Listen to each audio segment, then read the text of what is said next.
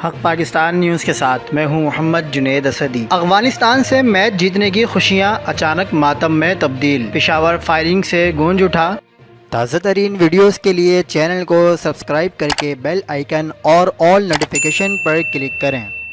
دل دہلا دینے والے حادثے پر کوہرام مچ گیا ہے، ہر آنکھ اشکبار۔ آپ کو بتاتے چلیں کہ پشاور میں پاکستان کے افغانستان کے خلاف میچ جیتنے کی خوشی میں ہوائی فائرنگ کے واقعے میں 3 افراد جاں بحق ہو گئے ہیں۔ مختلف مقامات پر ہوائی فائرنگ، 3 خواتین سمیت 5 افراد بھی زخمی ہوئے۔ پولیس کے مطابق ہوائی فائرنگ کرنے میں ملوث 41 افراد کو حراست میں لے لیا گیا ہے۔ دوسری جانب پاکستان کی جیت کے بعد افغان شائقین کی ہنگامہ آرائی UAE حکام برہم ہو گئی۔ مبینہ ویڈیوز میں افغان شائقین کو پاکستانی مداحوں پر کرسیوں سے حملہ کرتے ہوئے دیکھا جا سکتا ہے۔ اب شارجہ کے حکام نے اسٹیڈیم میں ہنگامہ کرنے والوں کے خلاف کارروائی کا اعلان بھی کر دیا ہے اور مزید کہا کہ اسٹیڈیم اور شائقین کو نقصان پہنچانے والوں کو مانیٹر کر رہے ہیں۔ افغان بالر سے تلخ کلامی پر آصف علی کو شدید خطرہ، ماہرین نے کہا کہ آصف علی پر 1 یا 2 میچز کی پابندی لگ سکتی ہے۔ واقعے پر ICC کوڈ آف کنڈکٹ کا لیول 1 لگ سکتا ہے، جو انتہائی سنگین معاملہ ہے۔ مزید خبروں کے لیے دیکھتے رہیے حق پاکستان نیوز۔